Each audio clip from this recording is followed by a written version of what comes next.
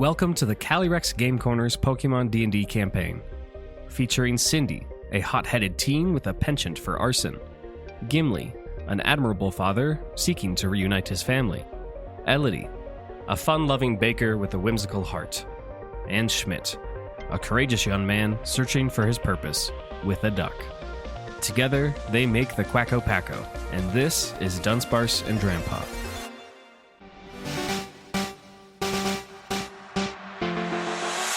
As it turns out, Gimli had gone on an impressive tear through the 16 gyms of Kanto and Johto, and then entered a surprise 3-week training arc with Champion Red on the remote Mount Silver in the Johto region, which is when Gimli and his wife Gemma stopped hearing from him.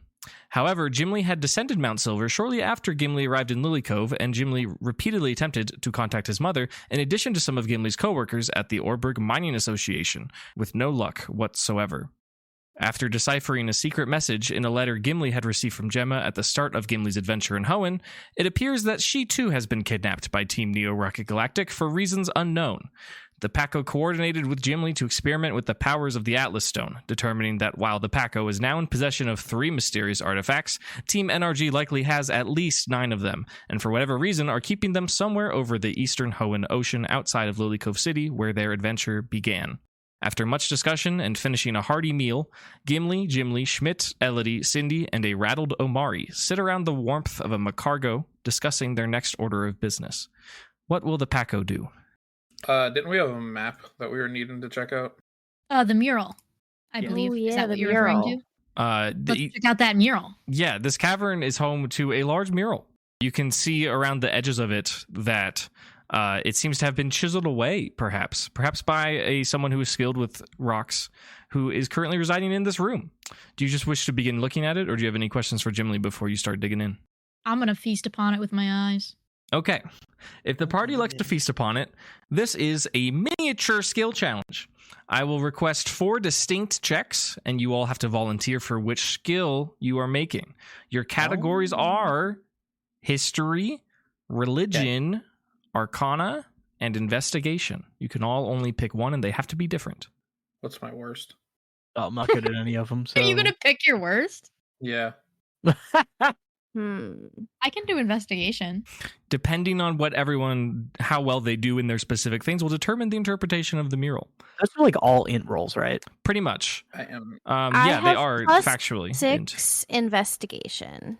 I am proficient in investigation and history. I have +6 to investigation. Yeah, you guys pick what you want, and then I'll just have to roll the worst one. Gimli, the only one, you know what? No, one I'll of you roll can the take worst investigation. I can take history or arcana. Or what is the last one?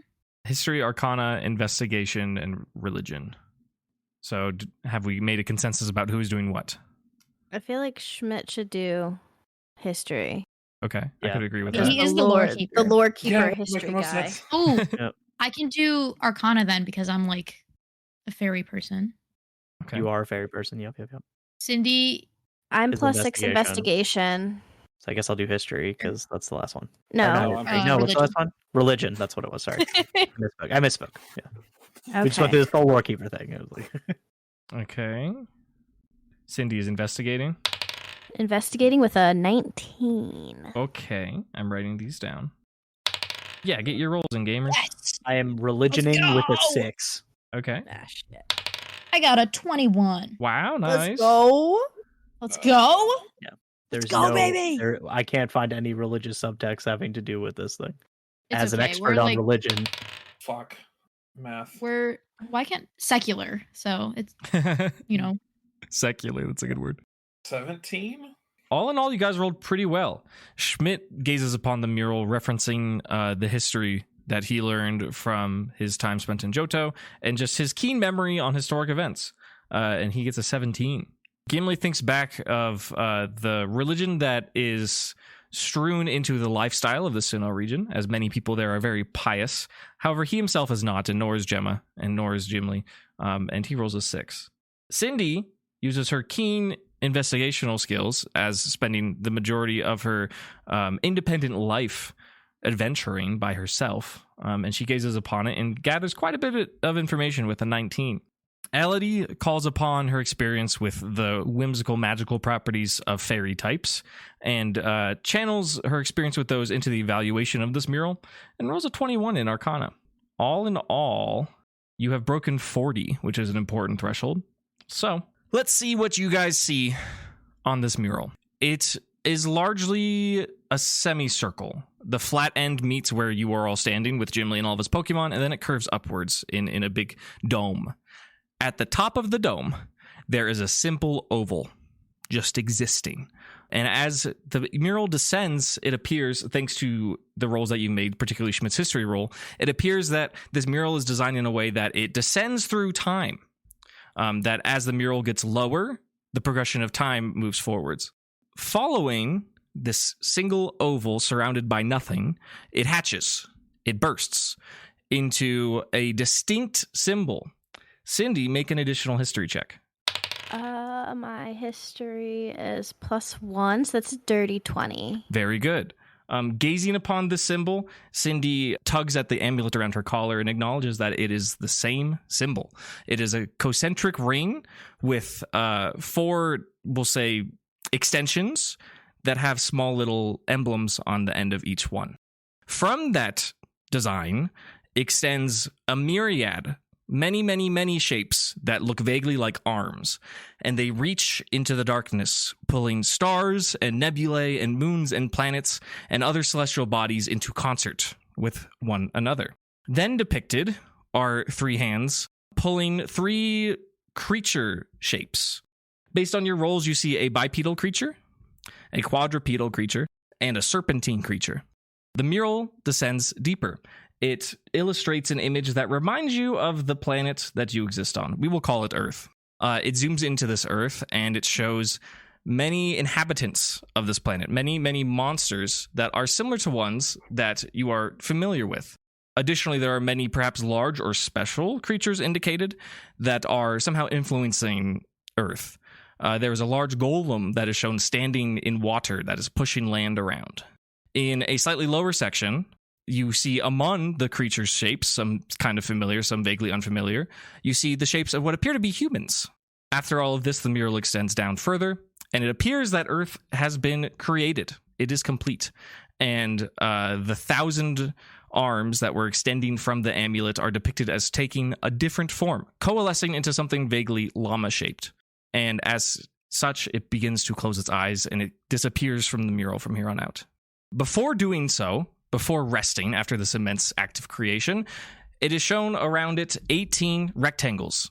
You had gazed upon this mural just prior in the previous conversation, and you may have noticed the 18 being a significant number based on what you were doing with the Atlas Stone. It distributes these 18 rectangles among the humanoid shapes in the mural.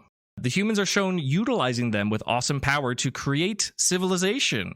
Fires warm homes, rains are ushered in by individuals tending to agriculture, watering crops, and humanity and the planet overall seems to be flourishing. There is a depiction of a temple that is atop a large mountain, where 2 individuals hold their rectangles aloft. Upon doing this, a shadowy creature emerges from a vortex.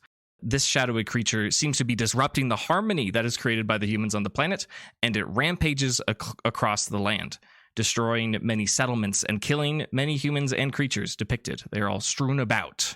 Many humans gather in a place of worship, as it seems a temple, and the 1,000 armed creature that has assumed the shape of perhaps a llama or a quadruped returns. And it is shown removing all of these 18 rectangles from the humans and then redistributing them amongst the innocent creatures. There are 18 particular creatures that seem to be highlighted in a way to suggest that they are individually responsible for the care of these artifacts. Then there's a big dissection, perhaps. It seems like almost the art style of this mural changes, or maybe different tools were used. It seems that this portion of it is perhaps of a different era. It zooms in, it seems to focus on what appears to be the Hoenn region. It seems very familiar, has similar topography. There appears to be a meteor shower. This mural reminds you of art that you saw in Meteor Falls. And some Pokemon are shown, one being somewhat of an aquatic leviathan, and one being like a bipedal kind of dinosaur shape, are shown rampaging. There's additionally showed a meteor crashing into the northwestern corner of the region, And then it shows many little humans moving into that region, following the crash. There's one human highlighted in particular that is wearing a cloak or a cape of some sort, and they are shown kneeling. In the next scene of the mural, a large serpentine Pokemon descends from the sky and quells the conflict between the two other raging creatures. Then the mural just falls into the ground, and you can't see it anymore because that's where the ground is. Gimli observes all of you looking at it with great intent, and he says, "Yeah, I've been uncovering this mural. Red and I thought that there would be something of interest here in Granite Cave, and I think I found it. It actually extends deeper, too. If you came up here, you might have saw a tunnel that I dug out to look at the rest of it. You're welcome to go down if you want." Yeah, probably should, huh? Yeah, that sounds like a good idea. Yeah. Gimli says, "I could describe it to you, but it's probably just better if you take a look for yourself. I'm still trying to figure these out. I have no idea what they really mean." So do you take his advice and head on down? Assuming we can do that safely. Yeah. There is a rope that seems to be dug into a stake sturdily in the ground where you guys ascended. You could also find a different method to enter that tunnel if you so wish. Alison, you want to lead the way for us? I know you have the setup, so some people are probably not familiar with climbing. Gimli flashes a smile and a wink. He says, "Absolutely. Come with me." And he struts on forward, leaving his Pokemon behind. None of them seem to particularly mind. Golem does kind of look off, like waiting an order, but is not given one, so Golem decides to stay put. You march down the tunnel where the trap was. The trap is disengaged because, Schmidt was inside of it, so it's just stuck to the ceiling now. It's not like ready to trap anything. And Gimli identifies the rope, and he grabs some slack off of it, and he repels. What he does is that he grabs the rope and he spins and he jumps, and then he sticks his feet into the wall beneath, and then he just hops while loosening the rope bit by bit. And he says, "Y'all are more than welcome to join me." And he just starts hopping down the wall. Yeah, you guys follow him. I'll bring up the rear. Okay. Just guess I gotta pull somebody up for whatever reason. Cindy's gonna have at it. Okay. This is a fairly easy strength or dexterity check of 7. You could call it athletics. I wouldn't call it acrobatics. You are using a rope. Athletics? Could be, if you want. Oh, okay. With athletics and a +3 modifier, I hit 7. Okay. Meets it, beats it. Cindy is yeah. ready to go, follows Gimli, grabs the rope, and starts rappelling down to the next room. By the skin of my teeth. Yep. All right, who's next? Yoink. Schmidt? Can he do it? Yes, he can. Yeah. I rolled a 7. So wow. Okay, you guys are cutting it a little close. Yeah. No, Schmidt. with my dex modifier. Yeah, I'm fine. I'm chilling. Yeah. Also roll me a perception check, Schmidt. I hate these so fucking much. Bob, you missed something. Yeah, I rolled a 3. Yeah, that's too bad. We do not see it. We are looking away. I'm just blind, dude. It's fine. Yeah. I'll think about that when I go to bed tonight. It's okay. Mm-hmm. Vision impairments are no joke, guys. Look at you guys assuming it's vision related. That's funny. Elodie, I believe you're next. You're making me even more nervous. All right. That's like the whole point. Yeah, that's like you guys are in a dungeon. Yeah. Come on. Okay, yeah. Elodie grabs the rope and rappels down. At this point, Gimli has entered the second tunnel, and he's like holding the rope steady so that it's easier for you all to get in there. Gimli, I think you automatically succeed based on your strength and athletics. There's no way I can fail. Yeah, so you don't have to roll. Everyone descends into the tunnel that you all skipped on your way up. This one is not quite as large as the one above where you ran to Gimli, but it is a tunnel nonetheless. It seems to have been recently carved out, but something also suggests, well, Gimli, give me a rock geology check. I don't know what that would be for you. Sounds like a wisdom modifier. Yeah, do that. Do a wisdom. That's fine. I got 15. Yeah, so you can kind of tell, one, that you are very impressed with your son's carving skills. He is quite skilled with a pickaxe and a chisel. But you can tell just on the corners that this place has been dug out before with more rudimentary tools. Right. And you move forward and you see another mural, quite a bit smaller, but also in a distinct different art style.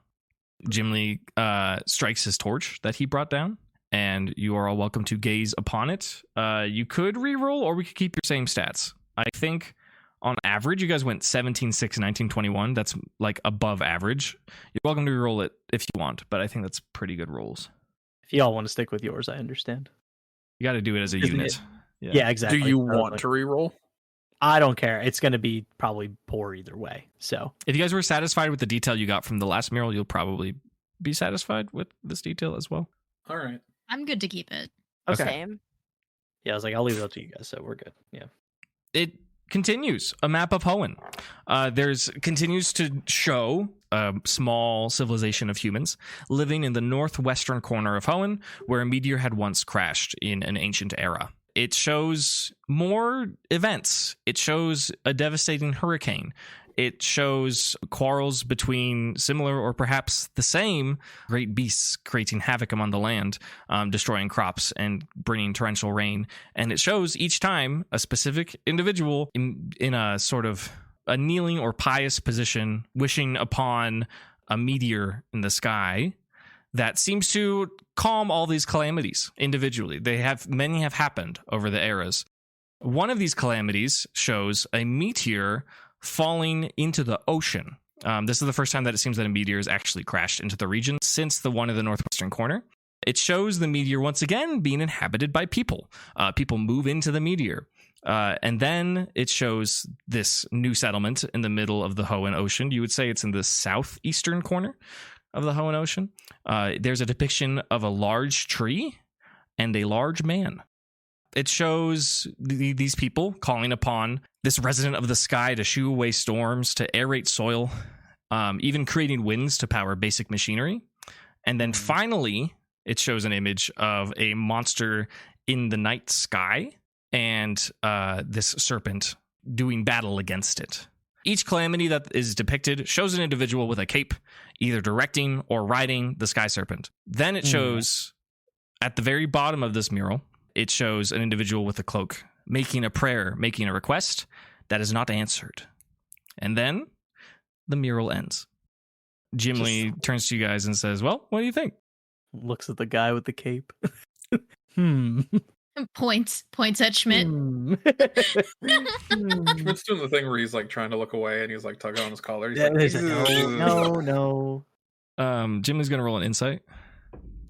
Yeah, he's oblivious to any sort of connection. He's just like looking at it. He just says, yeah, I've been trying to figure this out, and just all the notes that I have that I gathered from Red, we don't know exactly what this is about. It's clearly historical. Clearly these murals combined to tell a story, but we aren't sure on the specifics. Someone explain this to my son. I know that look, and he's not catching what we're putting up there. I have that look all the time. I don't know anything that's going on either. Is the cloak very obviously the same as Schmidt's cloak? I was gonna say, I can imagine they look the same.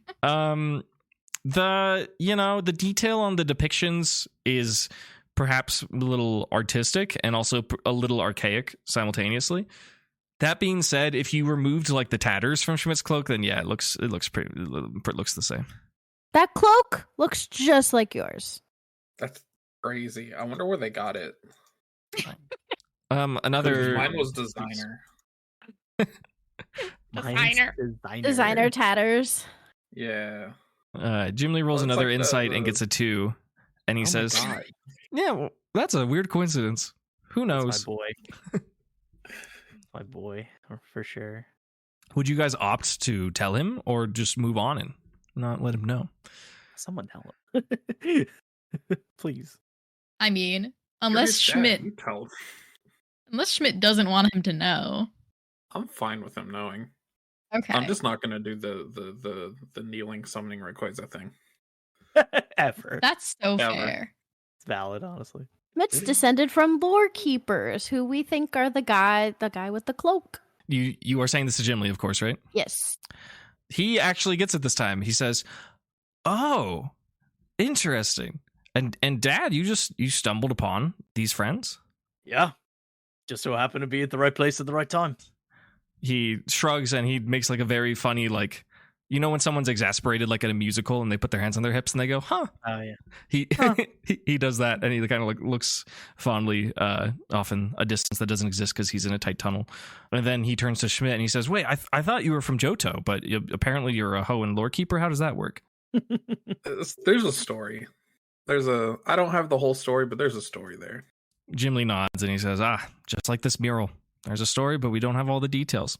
Well, I appreciate all of your presence while we try to interpret this, and I think you've given me a bit of insight. Interesting to know that this is the Hoenn lore keeper. Yeah, it looks like it's related to some Draconid lore, probably. Should I show Gimli my amulet? You want to? I guess. Is this the one that's going to make him pass the fuck out? No. This is it's basically the Arceus symbol. Okay. Yeah, no, not the thing he was holding. It's like the same person who gave me the Atlas Stone gave me this. Cindy reveals her amulet that she's been wearing this whole journey. Elodie may have seen it before. However, this is news to Schmidt, Gimli, and Gimli. If anyone wants to make a roll on it, they're welcome to. And by anyone, I mean specifically Gimli or Schmidt. Can I make an anger roll? Sure. This has been hidden from me. I rolled a 4. Okay. Yeah, you are mad, but you can't reasonably justify it. But you are experiencing emotions, and that's good and healthy. But you just, you know how it is. Gimli, do you have a roll? What were we rolling on? Sorry. Whatever you want. The fact that I have an amulet. Yeah. How many fucking mystic rocks do we have? Gimli, could you restate what your roll was? It was a 14. Okay. What were you rolling? I don't know. I guess my reaction to it, which I'm not surprised by the news. I guess that there was more stuff that I just didn't know about. Sure. Yeah, if you're going to have a generic roll, I will say there's been a lot of discussion about artifacts and stones and things that are perhaps powerful and ancient. This one has a different quality to it. This seems more... A lot of things seem very utilitarian, and even the plates that you've been collecting have a ruggedness to them. This is almost more like jewelry. This is more regal and less rugged, if that makes sense. Mm-hmm. Yeah, so this is it's best described as a white circle with gold inlay. And there are 4 little extensions I'm going to say in the corners of the circle in quotes, but it is a circle, so it doesn't distinctly have corners. And in each little pointy part that's sticking out in those 4 corners is also inlaid an emerald, a green jewel. And Gimli takes a look at it and he says, "Oh, this is fancy. This is the same shape that's at the top of the mural upstairs, right after the circle opens." Yeah, it is.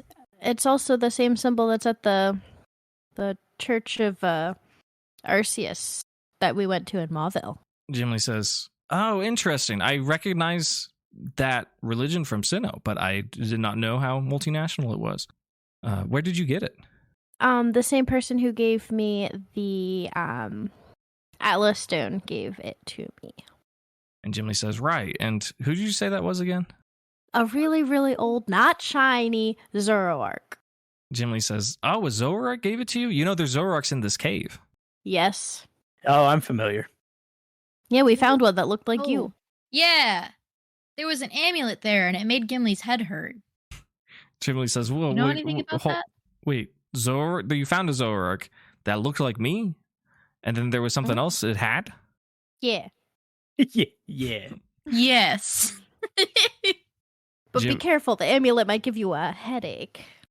Gimli says, "Odd. I am curious. I do want to look at it, but that's also very odd that a Zoroark chose to illusion me, as I've only seen them from a distance. So, very interesting that one might have gotten up close and personal without me knowing it." So you didn't put up the door that said nope? Gimli says, "I don't know what you're talking about." Huh. When was the last time you saw a Zoroark? Gimli thinks back and he says, "Well, I first started working in this cave about 5 days ago, and I didn't see one after I had found this mural, as I've been spending most of my time up here. So really the first day, so it must have been 4 or 5 days ago." And you haven't seen anybody else since then? Gimli shakes his head. He says, "No, I think this is the deepest part of Granite Cave. Well, it is down there." And he peers out to the end of the tunnel, and he says, "Where we are right now is actually pretty high. I think this is almost to the roof." Schmidt's head turns into an alarm.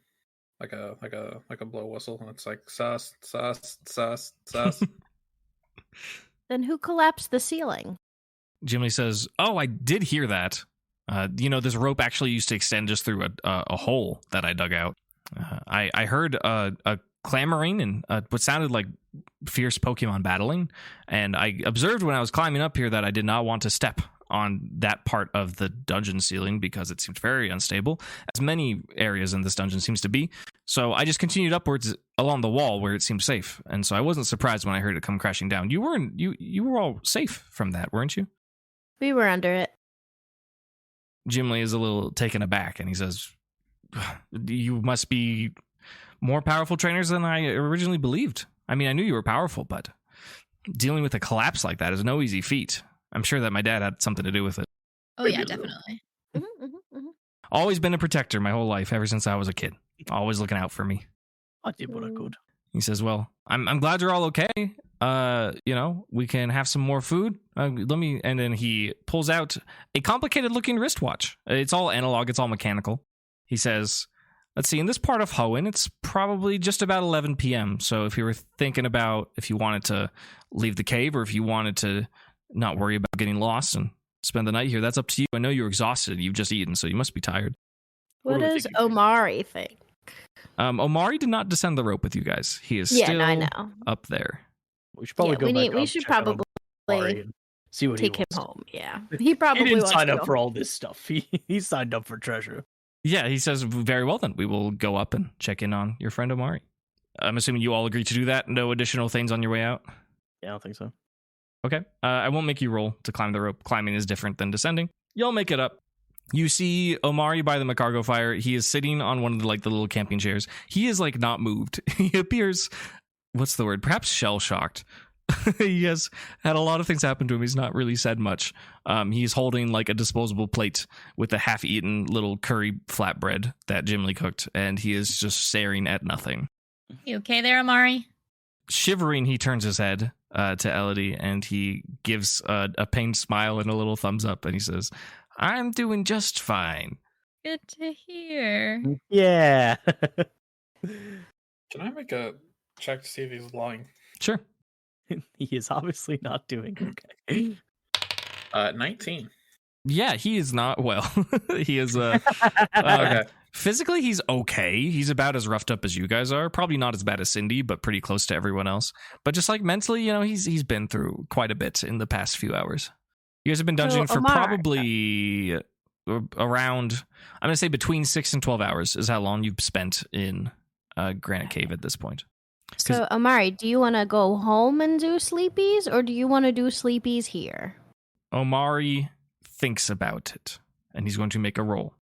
Omari says, I would like to recuperate a little before trying to leave the cave, if that is understandable, as he continues to shiver.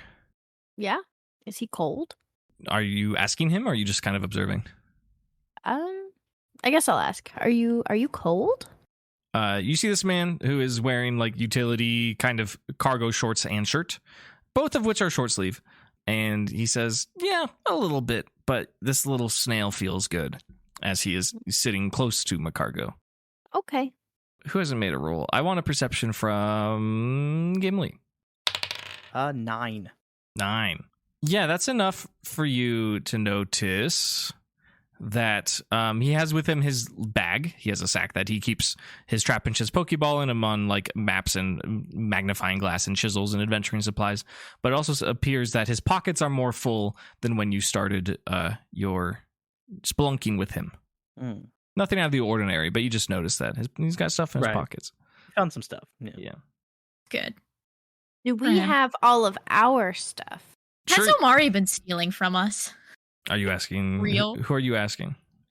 I'm not asking that out loud. Okay. That's what I was thinking. Did he just find rocks and stuff to put in his pockets, or is it our stuff? Based off Gimli's roll, he's got stuff in his pockets. Trying to make a roll. Up to you. Can I investigate my bag? Yeah, it's a deception roll. Is he stealing from us? Oh, I'm good at deception. We're the most stealable from people in the entire world. This is the second I think he's a little scared of us, so I don't know why he would steal from us, but that's also proficient in deception for some reason. So yeah, I'll take that roll. You're rolling deception for what? I don't think that's actually applicable. Oh. Yeah, if you were trying to deceiving. lie. Yeah. Right. Not to see if he is deceiving. Can I investigation on like my stuff and see if like everything's there? Sure. Yeah, you can make a roll. That's a nat 20. Yeah. All of your belongings are as you left them in your bag. You. Can I investigate his pockets to see what they are?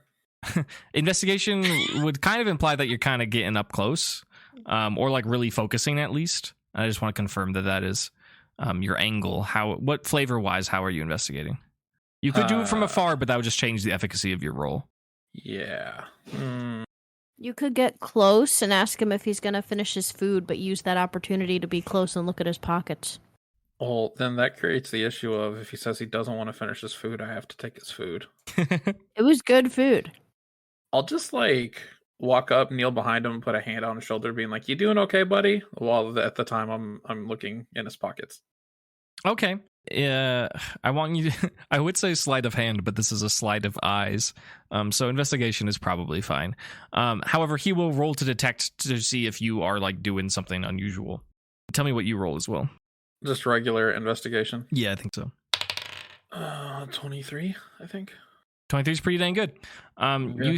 You see that his cargo shorts pockets are, I shouldn't call them cargo shorts because that makes me think of like a teenage boy. They're like utility, like they keep you dry and like they're cargo shorts. Yeah, they're cargo shorts. It appears as you look inside that they are full of sediment, like dust and like pebbles, and perhaps he has stuffed his pockets with rocks and or minerals and or gems, doing the thing that Omari does best, which is digging, not in the same way that Gimli does, more precise types of digging. So he's holding out on us. Perhaps. Okay. What was our deal with him? We split it 50-50? Things we find, or what? What did you negotiate? You do not remember? Not off the top of my head. We really should have got this in writing.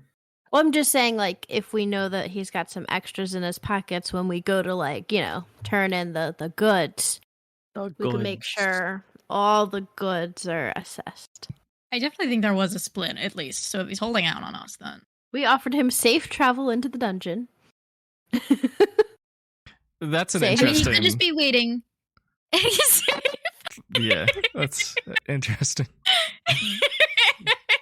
You definitely like what he's going through is safe, but you did better than he would do on his own, but he also didn't have much motivation to come on his own. So, I mean, I'm good with giving him the benefit of the doubt. Like, he could just be waiting until we're out to like show us all the stuff or whatever. But that's why I'm saying, like, we keep it in the back of our mind for when we're like, right. Okay, let's go through what we got. And Gimli still has the big moonstone. Yep. Yeah, we're going to say when he doesn't give us our money, we can use the gun. Yeah, we'll say that the moonstone is up at the at the top where everyone's hanging out, where you currently are. Does the Dewford police station have like a firearm buyback program? Who knows? You'll have to find out. Where like you trade in your loose weapons and get money. You know what I'm talking about? No, because how are we going to explain that?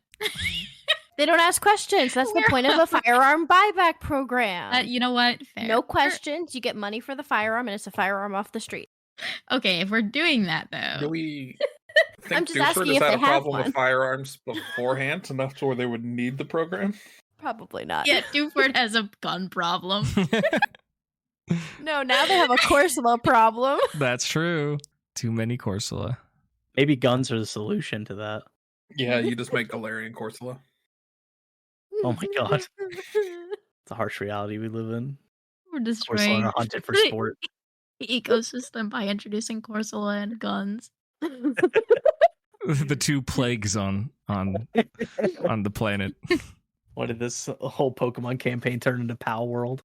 Yeah, Omari seems to be primarily scared, secondarily injured, tertiarily overexposed. Those are probably his main feelings. Feeling a little vulnerable out, bud. Yeah. Do we have any, like, blankets? Gimli does. And I would assume you all have in your adventuring bags, like some sort of, you've camped out before, so you probably have, like, basic sleeping bags or mats at least. I would want to make sure Omari's, like, wrapped up and warm. Okay. He's a little stiff in a sitting position. Do you lay him down? I just, like, wrap a blanket around his shoulders. Okay. Gimli will step in to assist, and he'll say, "It seems like you need some rest."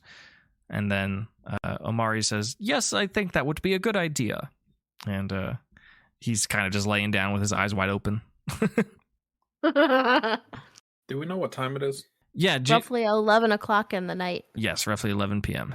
Weren't we supposed to get our shit back by like midnight? Or were we Was supposed that to get an today? answer?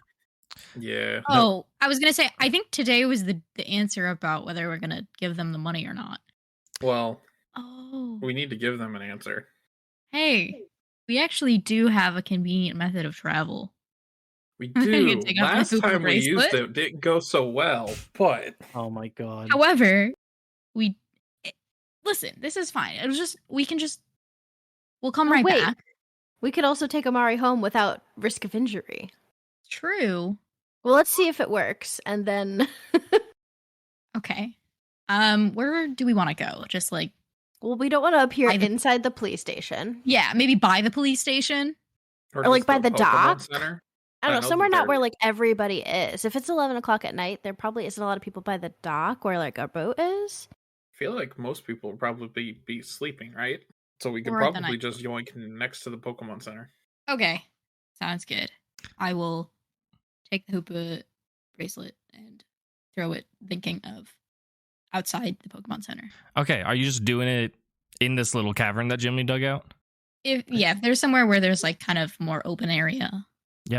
As always, you're giving me 2 rolls, a straight d20 and a dexterity check. D20 gave me 8. Dexterity gave me 19. Okay. You throw the Hoopa ring with solid precision. Jim Lee sees this and goes, whoa, what? As it expands and becomes a portal from which you see many Corsola, and you feel a sea breeze and the salty ocean air, and just, around the side of the Pokemon Center, as there's a faint hum as the portal gives off. And Jim Lee says, hold on, what's going on here? And he is very concerned. Oh, it's okay. It's just a portal. We can just jump in. Jim Lee says, Do we just take Omari? I guess, yeah. Jim Lee says, I'm just afraid, like, if we go to, I mean, I guess if the portal stays open, we could just hop back, but It doesn't. We commit to this. It usually closes right after we're done. so like, I feel like we should all go through and be prepared to not be in the cave anymore, if that makes sense. Jim Lee looks around and he says, I got to do some packing up. I'm a little set up here. You're going to have to give me a minute, or I guess I'll just see my way out.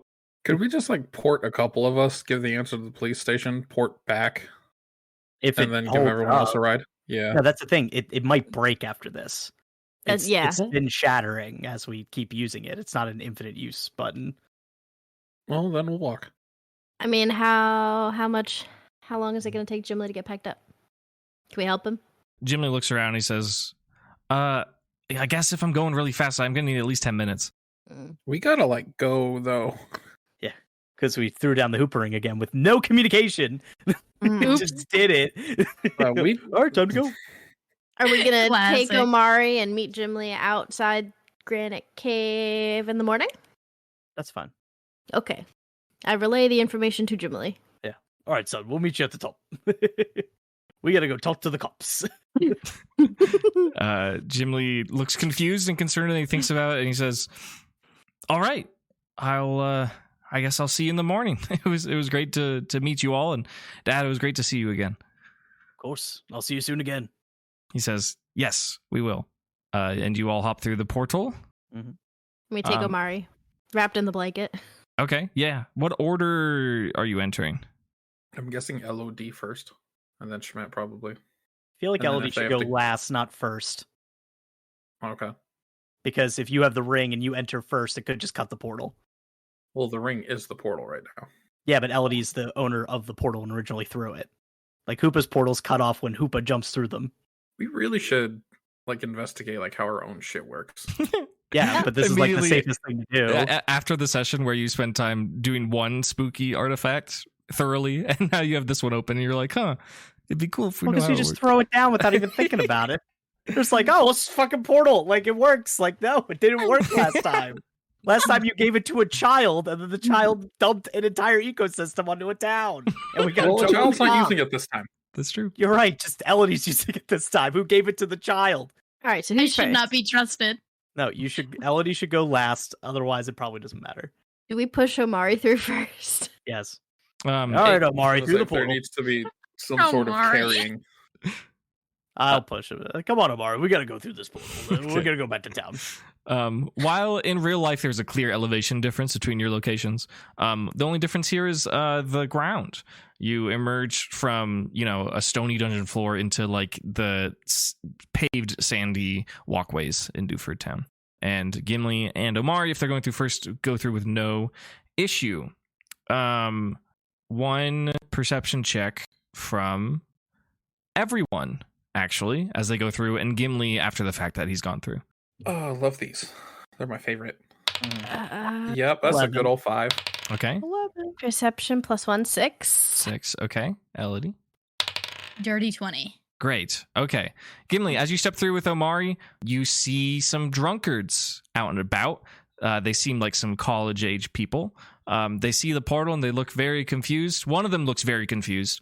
And then the other one, a guy who seems fairly fratty. He has an unbuttoned like Hawaiian shirt and he's got his belly sticking out. He waves and says, "Good evening, adventurers," and like doesn't even acknowledge the portal. Schmidt, you hop through the portal without issue. No problem. Cindy, same with you. You walk through. Elodie, as you are the last one through, you observe 2 things.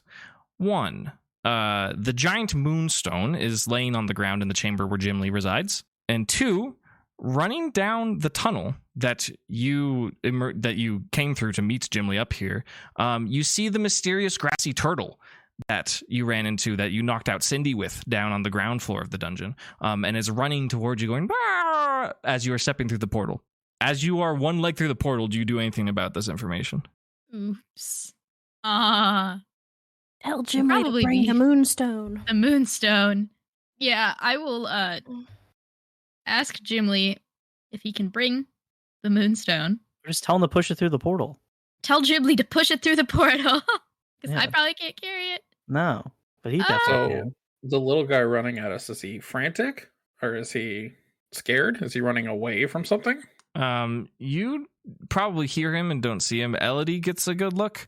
It seems like there's nothing else in the tunnel, but it is hard to interpret his cries as a specific emotion.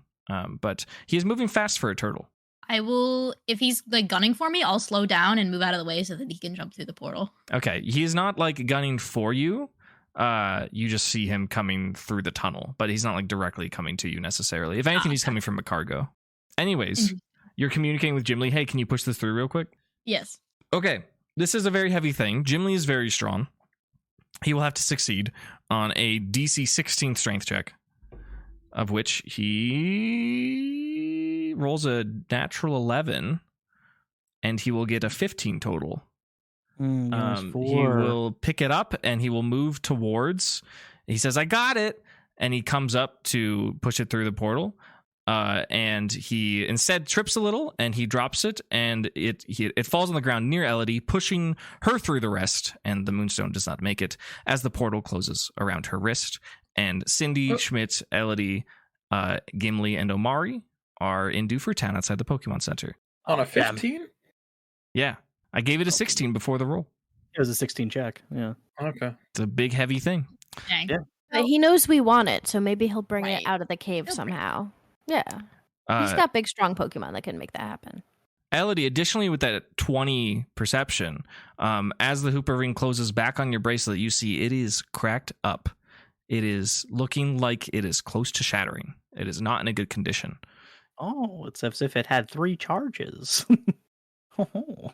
Well, we've used it more than You've 3 used it times. more than 3 times, yeah. Have we? Yeah. Mm-hmm. Yep. Yeah. When was the other time? We used it for the boat and then this. I think you What used was it the other- They went We to used it and to go back to from. the berry farm. Yeah. Yeah, they went to and from the berry farm. as well as used, I think, twice in the Deoxys combat. Oh, yeah. The Yeah, I did use it Yeah. in the Deoxys combat. Well, we probably shouldn't use it again until we have to for the boat.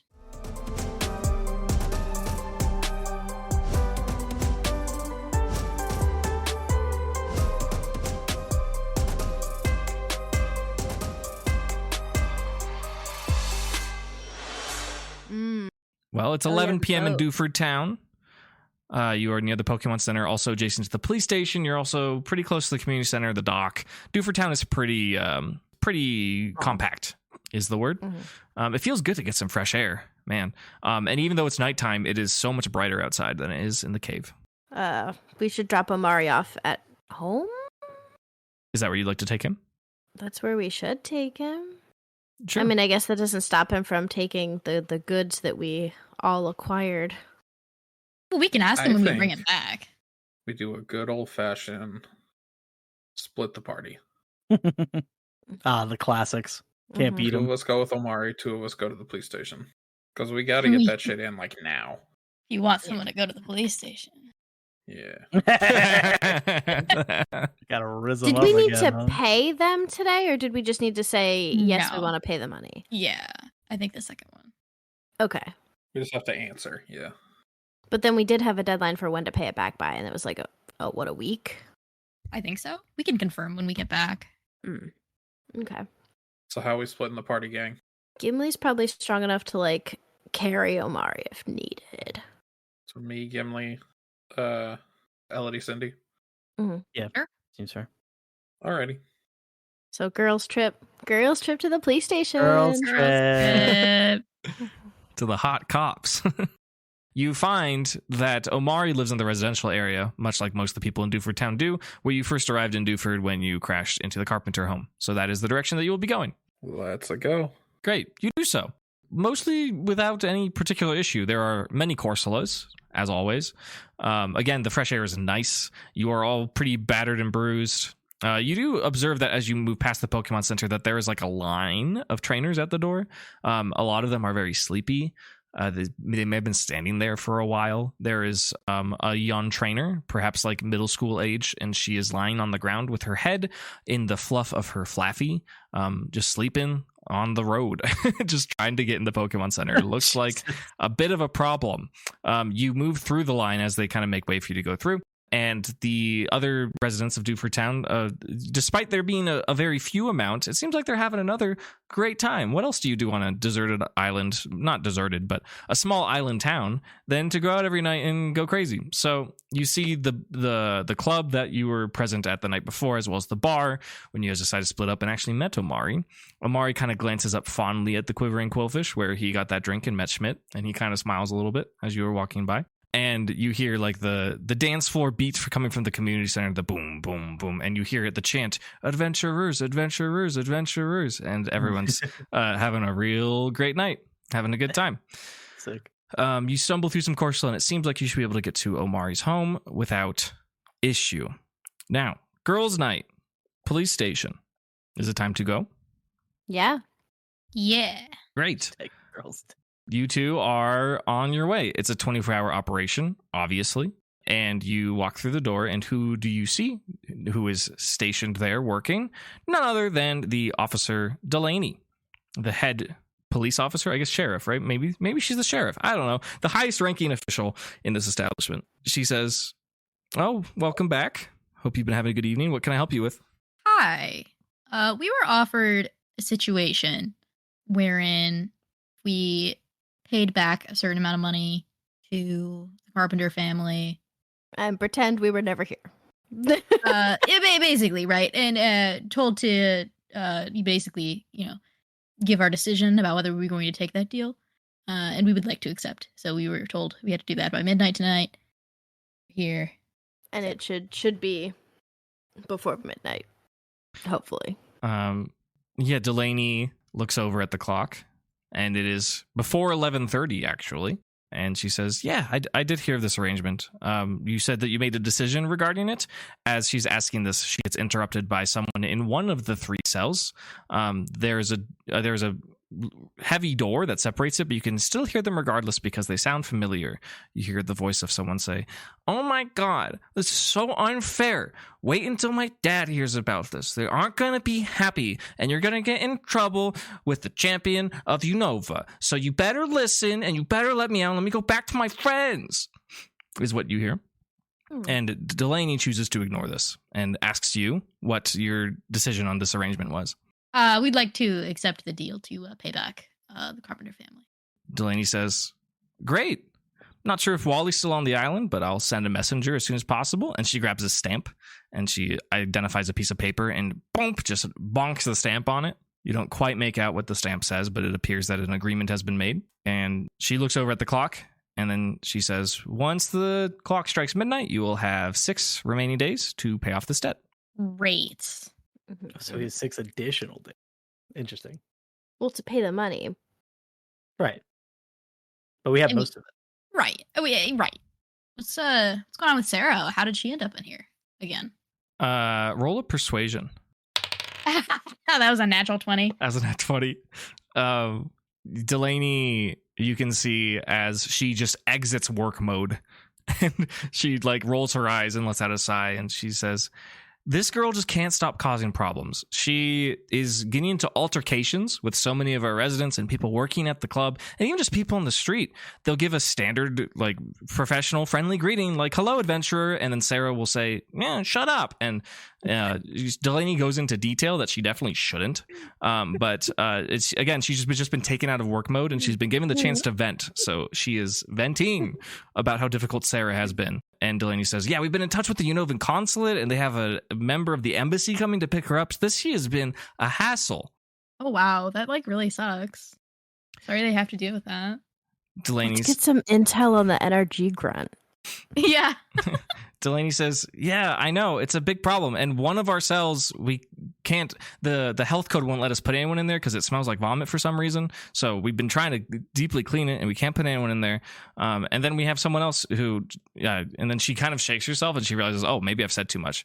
And she says, and we have someone else in there, but yeah, we had to let someone go who I thought we had a solid case on, just to put Sarah back in here. But we just, Looker is no longer here, and we just decided that Sarah was a higher priority. So, Who did you let go? She said, "Well, we couldn't get a good read on them. We don't have a good detective here right now, but they seem to be part of some sort of club or organization.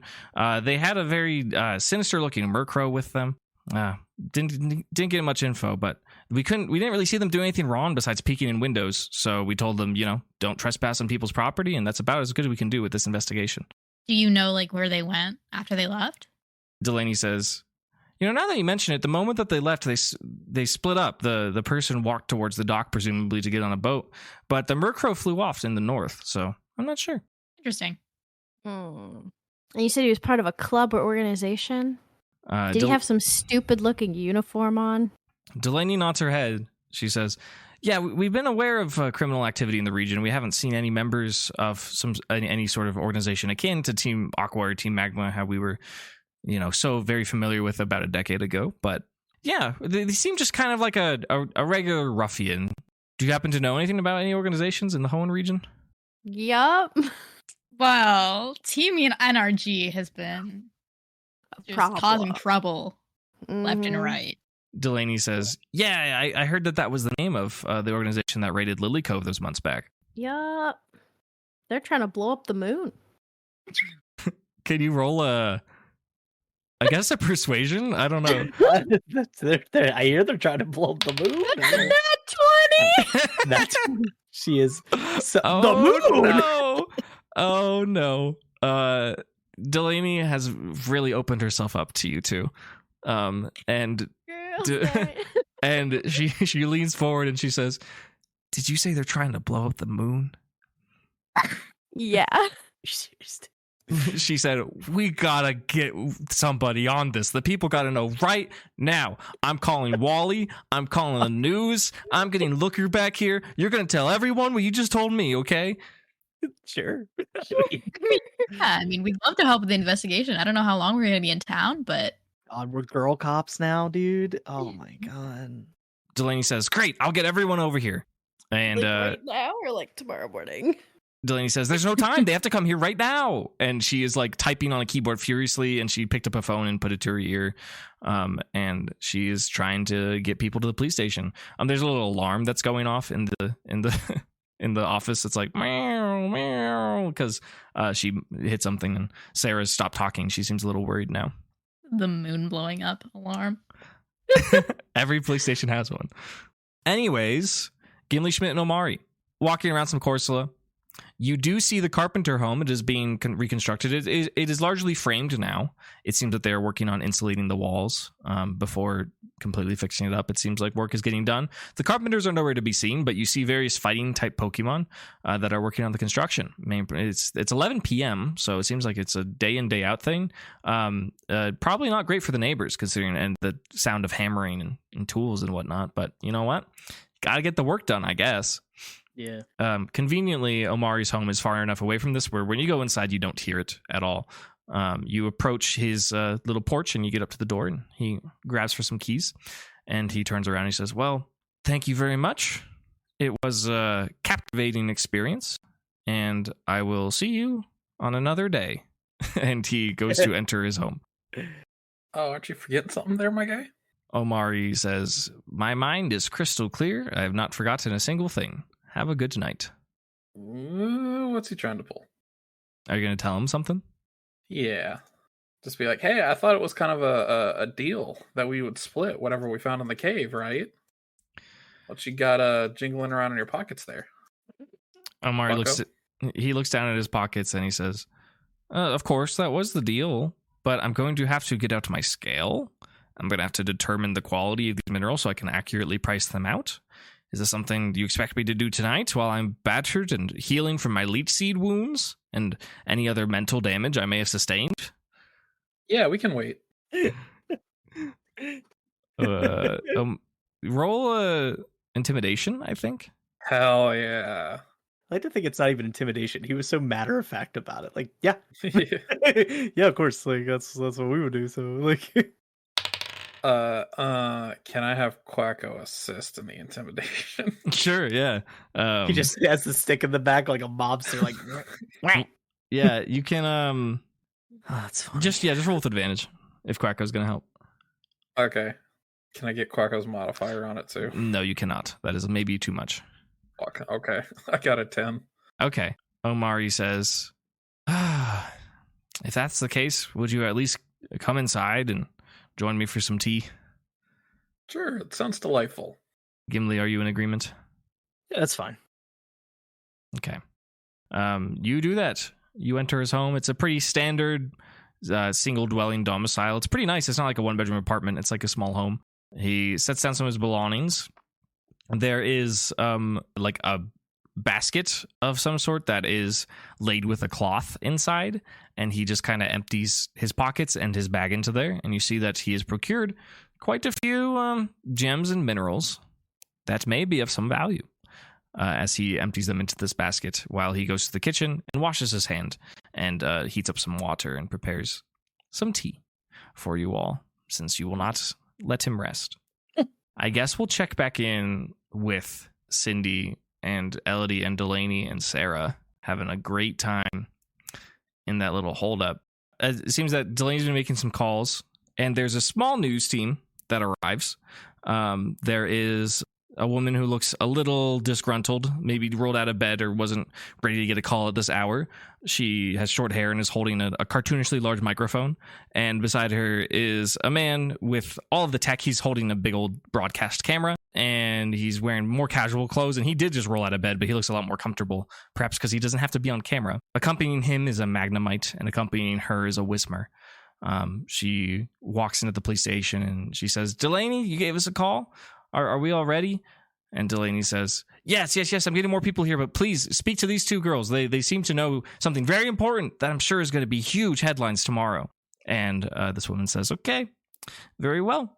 Would you two girls come step outside where we have a little bit better lighting under the front entrance of the police station?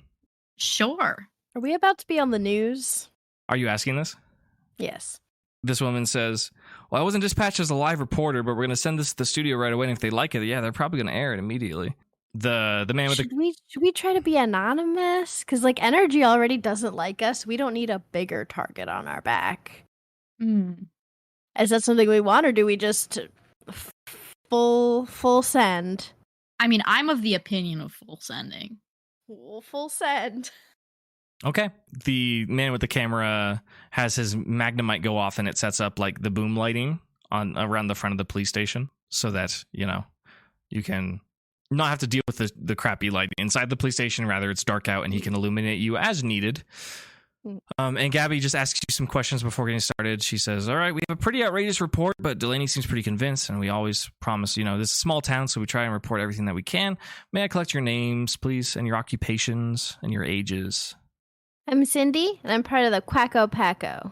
She's going to make a roll. She is too tired to question anything at the moment. She says, okay, great. And what about you? I'm Elodie. I'm a baker and I guess Pokemon trainer and also part of the Quacko Paco. I'm 23. The woman says, okay. And just to confirm, the story that we're reporting on is that a hostile organization in the Hoenn region wants to blow up the moon. Is that correct? Yes, that's correct. And I mean, they're kind of evil also, but yeah. This woman says, okay, very well. Ty, are you all ready to go? And she turns around to her cameraman and he gives a thumbs up. And she kind of straightens herself up and puts her mic up to her chest. And she begins this recorded interview. Gimli and Schmidt and Omari, you're having some tea. Yeah.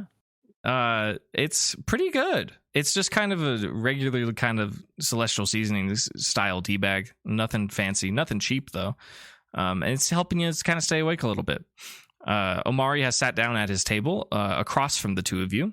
It seems like this table seats 4, and he has moved over his basket with all of his gems, and he has procured his magnifying glass, a tiny little chisel, perhaps to remove sediment from gems that would otherwise be pristine, and he has a scale out as well, seemingly to measure things.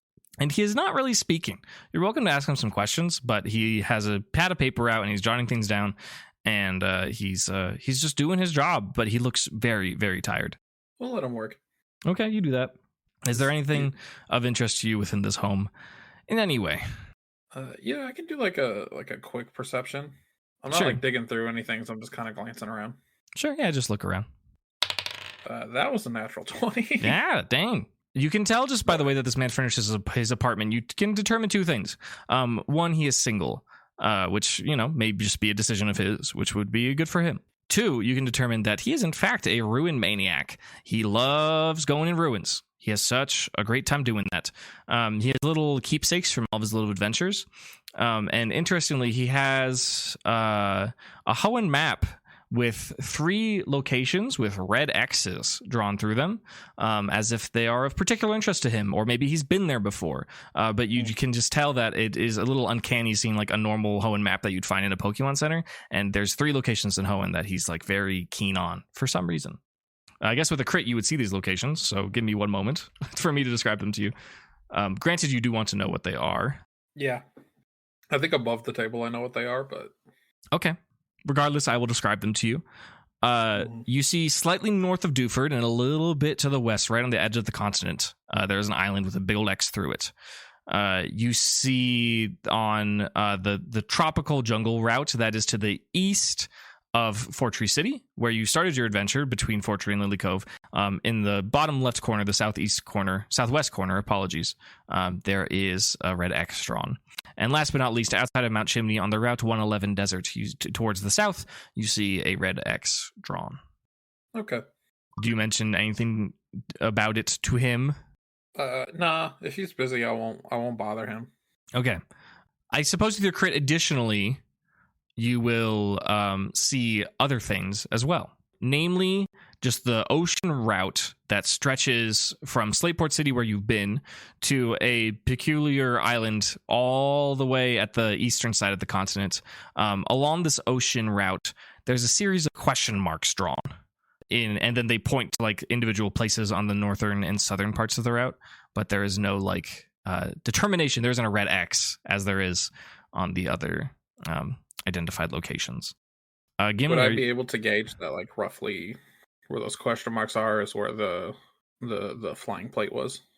Perhaps roll a history, perhaps. I know it was just recently, but this is a different map. This is a more standard current. Proficient. No, I rolled a 3. Okay.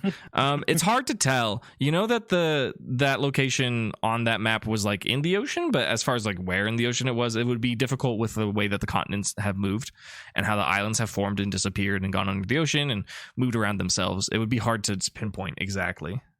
Okay. Do we want to ask Omari about them? Or? Nope. Okay. I am satisfied. I'm kind of curious about it. Like maybe we could reinvigorate Omari a little bit because he's exhausted. But, hey, Omari, I noticed on these maps here, you got these spots marked off. Are these like points of interest for you? Omari kind of lifts up a telescopic magnifying attachment he has for his glasses and then looks at you for a moment. And he says, yes, I'm very keen on these ruins particularly. I hope to visit all of them. Ruins are never exactly what you imagine. This first X, and he points up to the one that is north of Dewford, he said, I went there and I saw something very peculiar. I found a trail of hardened ice in the ocean, stretching far out to the west. But I didn't find any treasures or anything besides strange markings along the walls. He says, I've been passed by that on Sorry. the way in. I think we did, yeah. Yeah, just in character. Just say, yeah. I think we did see that on the way in, yeah. Omari says, yeah, that's very interesting.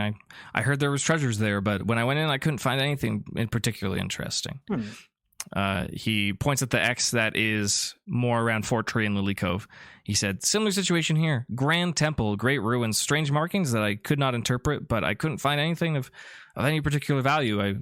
There's clearly something important there, but I'm afraid it's probably already been raided, or I just am not sure. And then he points to the one on Route 111. He said, now this one, I haven't had the chance to go to yet. I have not procured myself some Go goggles. They're all out of stock here, and being on an island, it's a little difficult. I heard that Lava Ridge sometimes has them, but I'm not willing to make that trip out to Lava Ridge and just to not go in the desert. I'm going to need Go goggles to go there, so I'm just keeping patient until I can get them ordered. You're just waiting on the Go goggles? You didn't want to go to the destination and see if they definitely have them in Lava Ridge. That's where we got ours. Omari says, my skin is so sensitive. It's just, I don't want to waste all this money that I don't really have on a trip. So honestly, part of this adventure with you all, as challenging as it may have been, I'm actually quite looking forward to, because I can definitely use the additional currency to fund this trip for myself. I heard it's quite dangerous as well, and I think myself and Trapinch might have a little bit more training to do before we are ready to make such an expedition. I can respect that. The desert's really dangerous. We fought like 6 Scarberry in there. Like it's very, very concerning, especially if you're not traveling with a group. Omari nods and he says, I'm not a Pokemon trainer, so that's exactly what I've heard. I need to be very careful, so I'm just trying to get ready. As far as this ocean route here, well, there's 2 mysteries that I'm trying to uncover, and some Rune Maniac friends of mine are trying to do the same, but without any water-type Pokemon, it's pretty difficult. We have to go out together on our boat, and we haven't had any luck, but there's 2 places of interest I've been trying to find, and I just can't seem to find either of them. What are those places? To be honest with you, I'm not sure either of them exist, but one of them is aptly named Mirage Island. I hear that on this route that you can find an island that appears as if it were a mirage, and on it are delicious berries that you can't find anywhere else in the world, that I'm sure if I could find, I could retire. I'd be happy. I'd be set for the rest of my life if I could find those berries. Additionally, I heard that there's a building that is somewhat of a tower or an obelisk, and it's been associated with the ancient Hoenn people, the Draconids, who are from Meteor Falls, but I just cannot find it. It seems that it itself is also Mirage.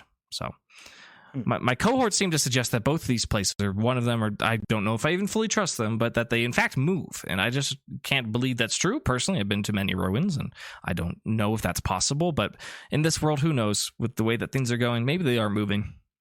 I mean, you did just jump through a portal, so maybe that could make it a little bit more plausible that an island can move.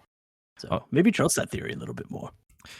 Omari says, I was trying to forget that moment that we just had, but thank you for reminding me. Perhaps anything is possible. Right. It's a good attitude to keep.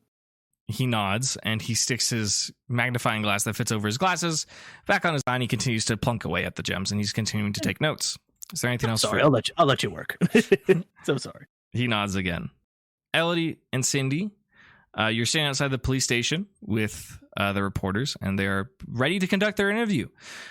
The woman faces Ty, the camera operator, and she says, hello, this is Gabby with DTTV, and I'm here on a special segment this fine evening. I'm here with 2 adventurers by the name of Elodie and Cindy who say that they have an out-of-this-world report to give. I suppose I'll just let them do the talking. I'll begin. Cindy, what brings you here to town and what do you have to tell us? I would also, This is not Gabby. This is Rich. I would like Cindy and Elodie to make perception checks. Nat 1, baby. Nice. 7. The moment that Ty clicks on his camera, you see in the darkness, you're a little blinded by the boom lights that are in front of you. You see just behind Gabby and Ty, something floating, something humanoid that is floating off the ground with legs crossed, with a large head. All you see is shadow, and you see it looking directly at you, Elodie. Cindy, you don't see it at all. No. I need both of you to make intelligence saving throws. Oh no! It's happening! Oh, shit. It's happening! That's a 19. Okay. 6. Okay. Cindy, I am typing you a message. Oh my god. Oh my god, oh my god, oh my god. A Okay. classic Cindy getting possessed by a psychic type Pokemon moment. Cindy, Honestly, classic. Cindy's mind blanks, and she has only one particular thought to share with Gabby. I had some delicious ice cream in Sutapolis City when I was 4 years old, and I love Spindas. They are so cute.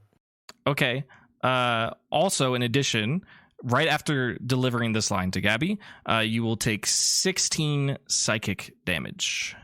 Gabby looks frustrated, and she puts down her mic, and she looks at Ty, and she says, "Really? Another prank? What did you guys tell Delaney?" And she puts down her mic, and she's clearly not in a recording mode. No. What, Cindy? What? Somebody's trying to interfere with the broadcast. Gabby spins around, and the floating cross-legged figure behind her vanishes. And she looks back to you, and she says, "We have a clear connection. It's 11 p.m. in Duford Town. There's nothing on the broadcast airwaves. Came here for a report, and if you're going to waste my time, I'm going to go back to bed." Am I okay now? What do you mean, okay? You took damage. Yes. Oh. But can I have my own thoughts now? Make another intelligence save. Nat 20. Oh, yeah. No, you're sharp as a tack. You, your brain, really hurt, and you could feel part of your, I don't know how to put it, your personality emptied for a moment. But now you have returned to relative consciousness. I'm so sorry about that. I don't know what came over me. It's been a long night. We have intel that Team Energy, the evil organization, is trying to blow up the moon. Okay. You roll a persuasion. 18? Yeah. Gabby turns around and she says, "That is what Delaney said. I swear to God if I get fired for this." And she looks to Ty and she gives kind of a keep rolling symbol because Ty had put down his camera. And she starts the broadcast over. She says, "Hello, I'm Gabby with DTTV. We're here with an exclusive late night report here in Duford Town. I've received an interesting police report, and I will let Cindy and Elodie of the Quacko Paco describe it to you." And she passes the mic back over to Cindy. Are you going to give the report? Sure. Okay. As the camera turns back around, you see not behind Gabby, but behind Elodie to your left, as you're standing side by side, the creature reappears again. And this time you can see them holding out an object towards you that looks vaguely like cutlery. You will need to make an additional intelligence saving throw. Shit. Oh. That's not going to be good. 7. Also not great. This time, Cindy, you don't particularly feel like you're going to experience any mind control. Elodie, I need you to make a save as well. 22. Okay, pretty good. Cindy, Elodie, Gabby, and Ty, and Gabby's Whisper and Ty's Magnemite are all subject to a psychic blast, a psychic pulse, that with the intention to push them apart. Cindy is going to feel the full effects of this and take 30 points of psychic damage and be pushed 20 feet to her right.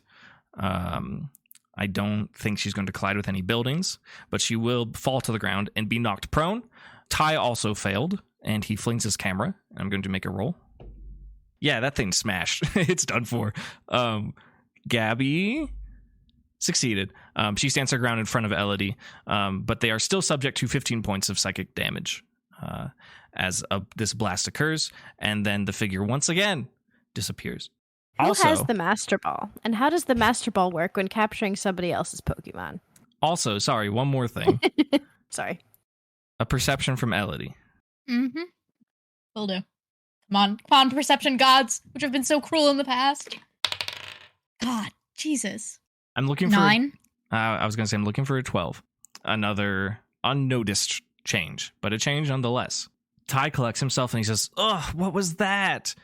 And he looks at his camera and he says, "Oh, man, they're going to invoice me for this too. I'm going to lose my job probably." And Gabby looks around. She says, Did you see that? Did you get that on camera?" Ty says, "I don't have a camera."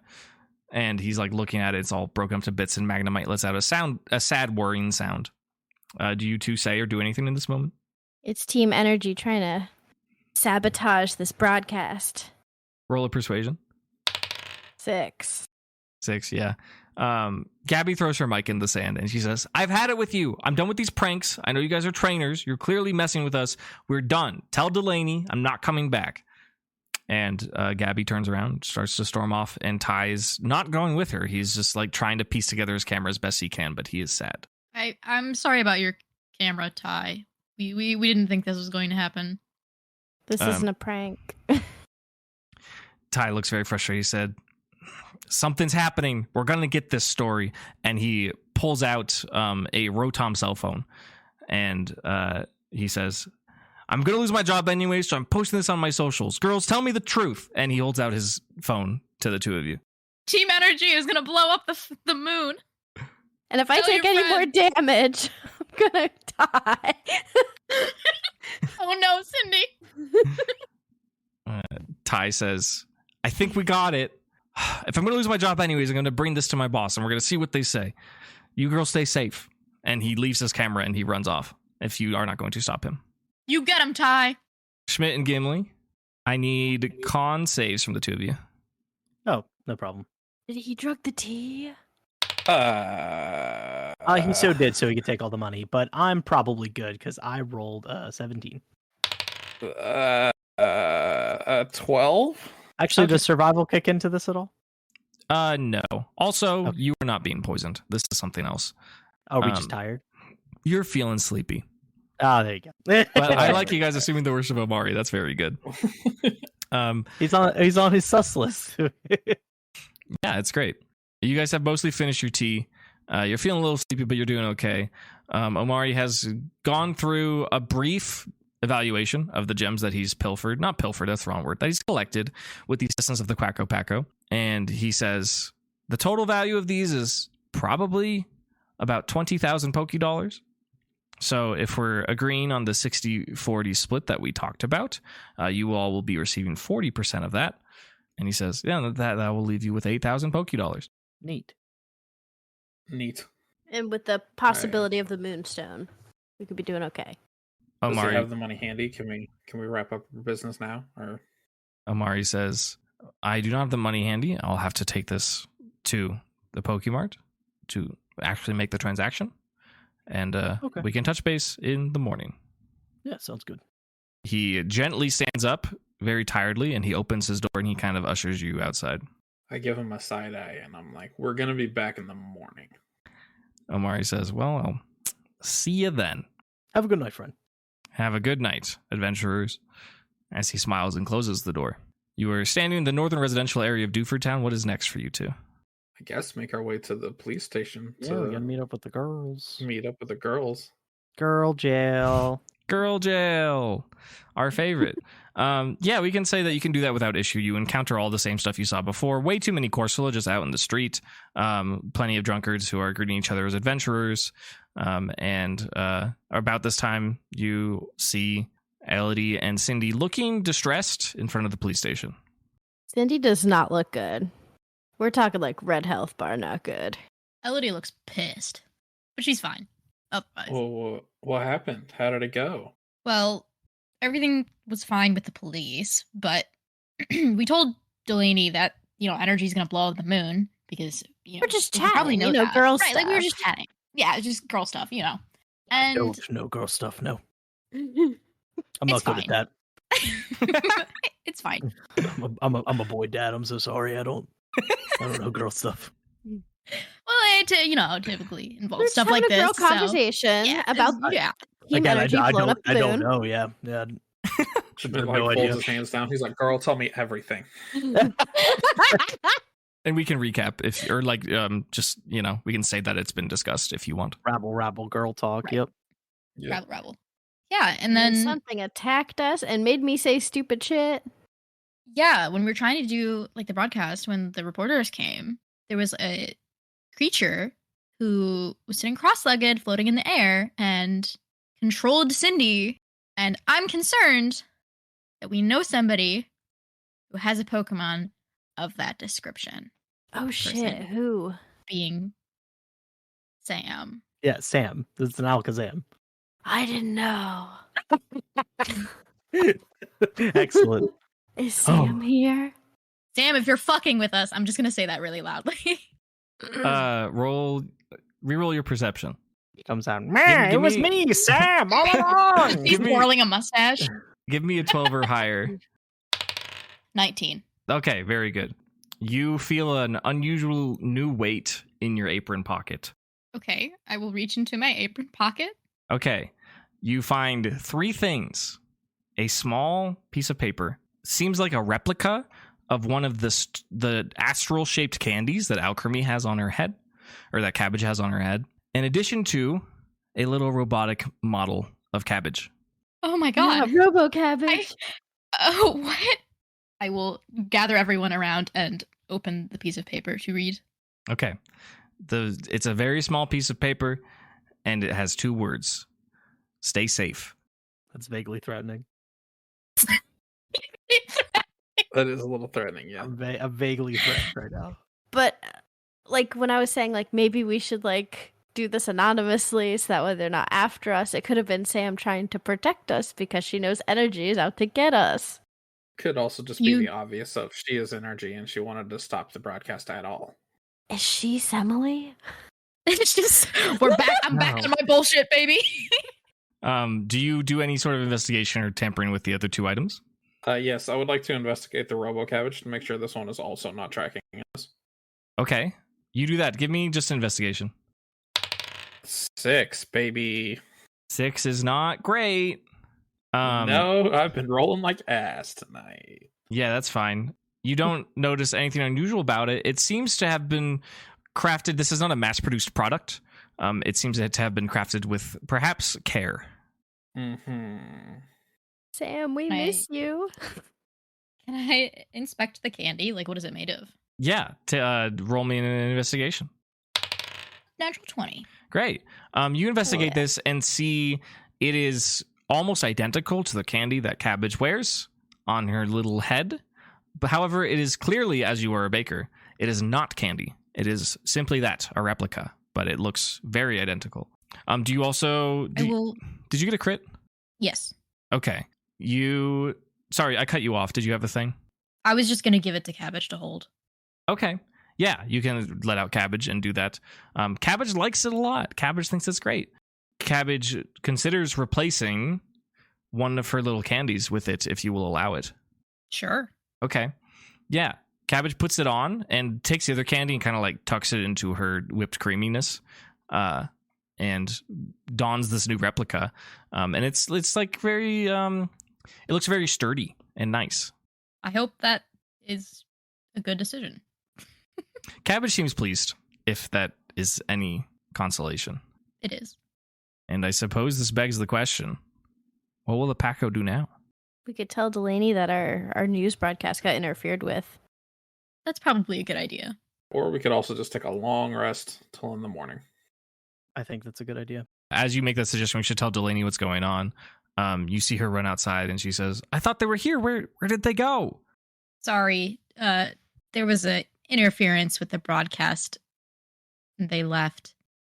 Delaney looks at you and she's like about to ask like what happened, and then the phone rings inside and she says, oh, that might be Wally or Looker. I gotta get back inside. She runs inside to go pick up the phone. If the Paco wishes to long rest, what is their plan? Well, there's a line like outside the Pokemon Center. Is that like for healing or is that like also for the hostel?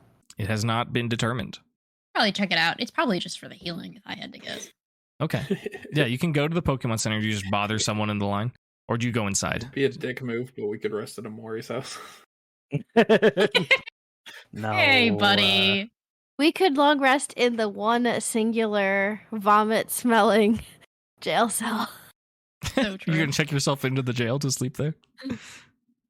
That's what Sarah did. Once intentionally, second not intentionally. You just gonna go inside the Pokemon Center, or you're gonna ask someone in the line? You really ask someone in the line real quick what they're waiting in line for. Okay. Yeah. You approach. Just the first trainer you see seems to be like a skilled battler, maybe ace trainer or something. Standing or sitting beside them as they are standing up, but their Pokemon is sitting, is like a bipedal flaming hog Pokemon. It just kind of has a brilliant beard of flames that are cackling in the night. And they ask, "Hey, what do you want?" Excuse me, what are you waiting in line for here? He says, my Emboar got kind of beat up on our journey here, and I'm looking to heal up. Okay, and you're not waiting for like the hostel at the Pokemon Center? The trainer shakes his head no. He says, "No, but I heard they're all booked up." Oh, darn. Well, thanks for letting us know. He says, "Hey, have a good night. Also, do you happen to have any protein on you?" We might. Why? "I'm just looking for some for my Emboar. We're going to challenge the gym, and I want to make sure he's ready to go." The gym's easy. You got this. The ace trainer nods his head. He's like, "Yeah, you're right." Sell Sorry. it for money. Sell it for money. Overcharge the fuck out of him. Do I have any? We do have one. Yeah. Oh. I mean, we might happen to have a protein, but it's really, really important to us. And it'd be really difficult for us to part with unless, had anything you would be willing to part with, like money. The ace trainer looks at his Emboar, and he looks at you, and he says, "If I had a protein, I wouldn't give it up, so good on you." All right. That's so fair. He's like, if I had that good attack drugs, then I wouldn't give him up for nothing. I mean, yeah, that's fair. I respect his integrity. He says, "Yeah, I'm not from around here, so I'm not sure really what you're getting at, but you don't have to brag about it. But if you are interested in giving it to me, I'll hear you out." How much I'm is a interested in how much protein money worth? You got. Yeah, 10,000.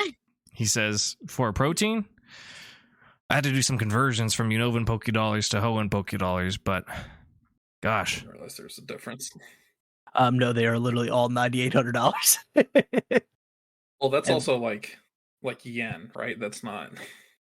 We're world building, okay? It's fine. Okay, there can be a it's a little conversion. different. No, it costs 10 grand for one The protein. conversion, the conversion Gym is bros are just rich as $0.999 fuck. Unovan dollars to Dude, one. yeah, gym bros are loaded. This ace trainer. Is the protein that expensive? I don't know how many Pokédollars Yeah, it would it's be worth. 9,800 typically.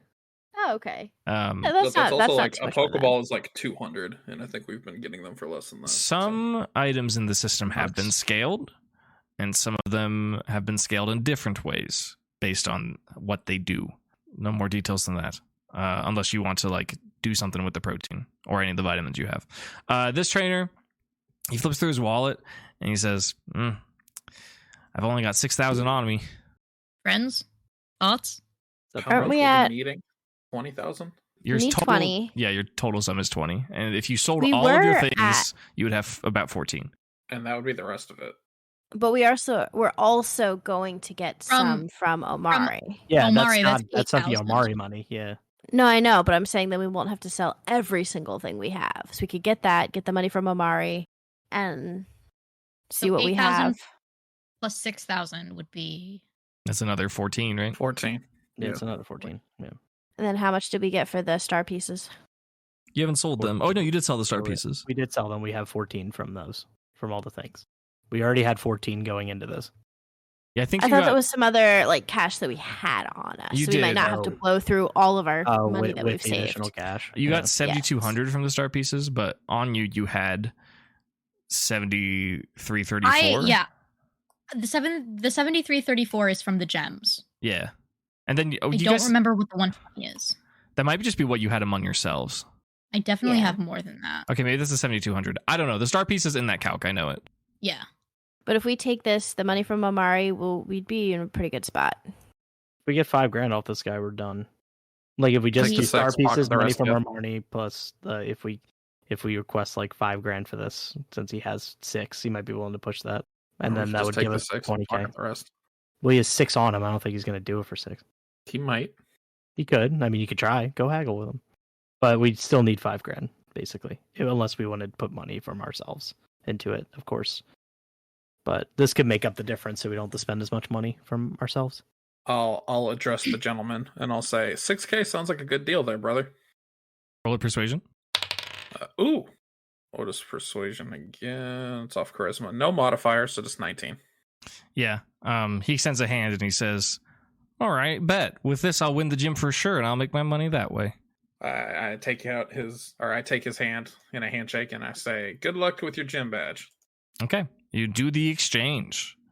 He will give you all of his money in exchange for 1 protein, which he immediately drops in the gullet of Embor, who seems to immediately reawaken a little bit and seem like more battle hardened and prepared, and it lets out a roar of flame.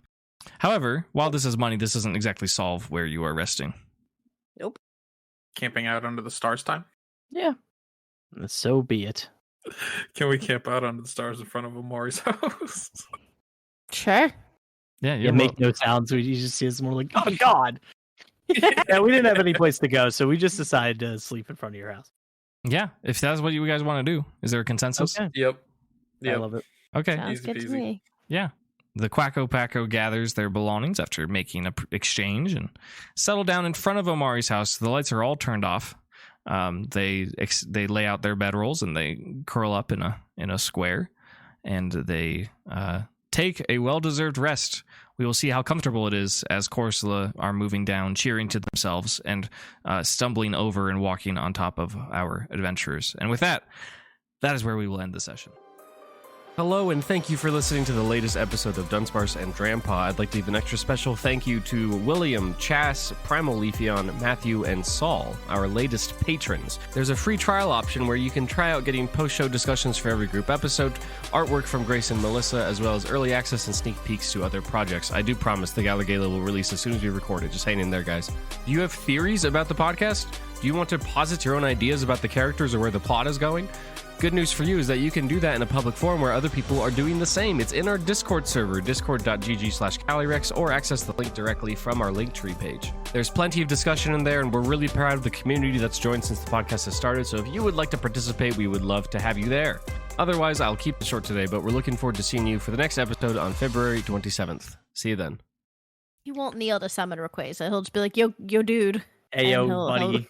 I'll stick a middle finger This to is why. Yeah, this is why he never Being showed himself. up. Wait, that's sick as hell. I like that. Fuck you, Sky Dragon. Stupid. That's what we've been missing. That's why he hasn't been coming. He's like, what do you mean, fuck you? No, fuck you, buddy. Like, Yeah. time for girl jail.